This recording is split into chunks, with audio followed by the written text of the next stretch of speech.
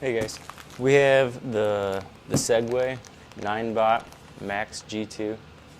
We're going to do an unboxing, we'll do a setup, first impressions, and then we'll take it for a ride and see how that goes. So first off, right here, it's got the Apple Find My, which is for your Apple device, so if you lose it, you can find it. If it gets stolen, you can have a better chance of tracking it down.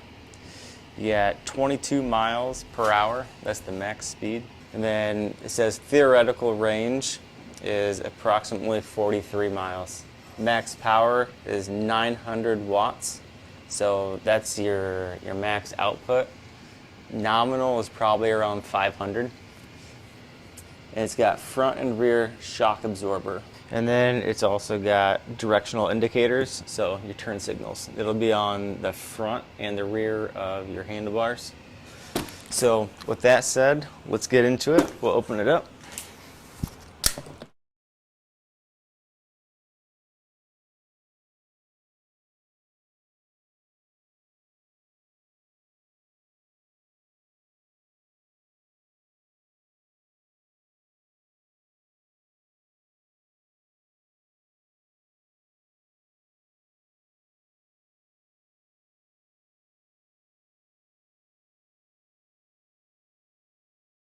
Okay, instructions say you have to charge the battery for at least 3 seconds.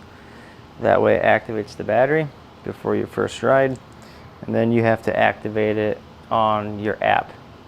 So I'm going to do that real quick and we'll be right back. All right, so we will go ahead and activate it on the phone. We'll go over the functions that it's got. Turn signals, left and right, front and back. Okay, then you got an electronic horn, not going because it's not on. Left and right turn signal, your screen, a hook for bags, but it also clips into right there when you fold it down. And then your throttle, grip, turn signal, front and rear. And right here, you got your manual brake. Coming down here, we got your headlight, front reflector, side reflectors, and then your clamp. Okay, the way you work that is pull this up and pull this down.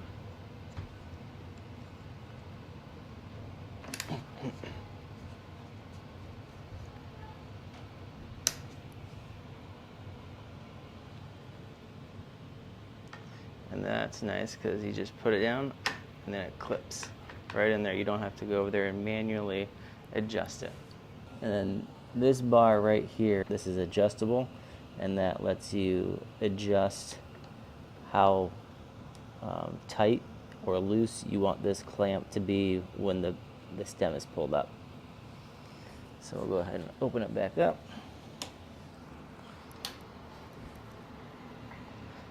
Okay, it does have a lock on it.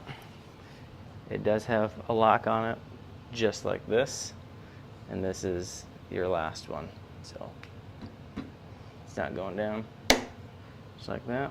Front tire, looks like you've got a front brake in there, hydraulic shock.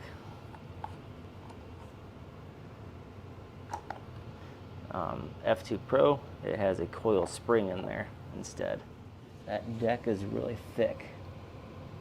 That's like 3 inches thick, 2.5, 3 inches thick. And right here, charging port. There is another port right here. I'm not 100% sure on what that's for, but we're gonna find out. Rear hydraulic shocks. Nice little chubbies there. Rear hub motor. Tire. Your tire is a tubeless, and it's got the jelly-filled layer in it, so you get a nail in your tire. Most likely you won't know until you see it. That jelly layer will seal it up real nice for you. Real nice. Got this, look at that. Oh. And right here, put a little license plate. Some places, some other countries, I believe they have to have a tag or some sort of little plate that goes on here. Correct me if I'm wrong. Tell me if I'm right. Okay. You got the same shock on this side. You got your side reflectors just like the other side. It says Ninebot design. You got your kickstand. Okay, so what we'll do next is we'll get it charged up. We'll go ahead and take it for a spin, and the idea is to use max speed as much as possible of 22 miles per hour, and then also see how many miles we can get off of that. First impressions of the ride. I'll compare that to the F2 Pro. So right off the bat, I'll tell you that this one, even though it does cost more, it does not feel as sturdy as the F2 Pro. And I think that has to do with it having hydraulic shocks, and I think it sits a little higher than the F2 Pro. So when you go over bumps, yeah, the shocks absorbs it, and it does a really good job at it, but it also makes it feel a little less stable. We're doing a mileage range. Right now I've got 61% of the battery left, and it says I have 15 miles to go. The quality build seems like it's a very good, standard Segway build quality, so it's good. But the number one thing that I do not care for is gonna be, unfortunately, the stability. Like I said, it's just, you hit a bump, the shocks take it very, very nicely, but you hit a divot and come back up, it makes it unstable. And I find the stem, there's no movement or play in the stem, but the whole front end does wobble a little bit more than the F2 Pro. The stability riding one-handed is not the best either. And again, I think that has to do with the deck ride height and a combination of the hydraulic shocks. Because when you ride one-handed with the F2 Pro, you get very minimal movement. You ride one-handed on this Max G2, it's a lot more noticeable in that. So this scooter has 900 watt max watt output, which means nominal would probably be about 500, and it does okay going up hills. It's got a max speed of 22 miles per hour, and with that said, that's from what I gather as I'm riding.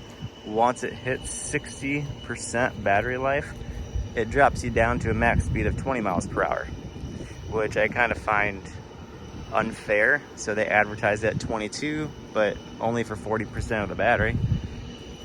But I believe they do that to get the mileage, so they can claim the mileage that they advertise. And that advertised mileage is up to 43 miles. That's theoretical, but real life is about 22 miles, 22, 23 miles. The braking on it is okay. I prefer to use the motor, the regenerative braking function with the motor. That just slows you down, captures some energy, and puts it back into your batteries. The disc brake that it uses in the front, it does okay. It's about normal, I guess, for a scooter. So it's really unfortunate that it maxes you out at 20 miles per hour after 60% battery life is left. I wish they could allow you to run it at 22 miles per hour until you feel like you need to change it. I will say this scooter does very well going over train tracks. F2 Pro does a good job, but this does way better. You barely even notice you're crossing train tracks. I cross train tracks every day with the F2 Pro.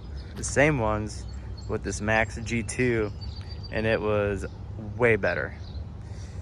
Still doesn't make up for the instability, but that's okay. The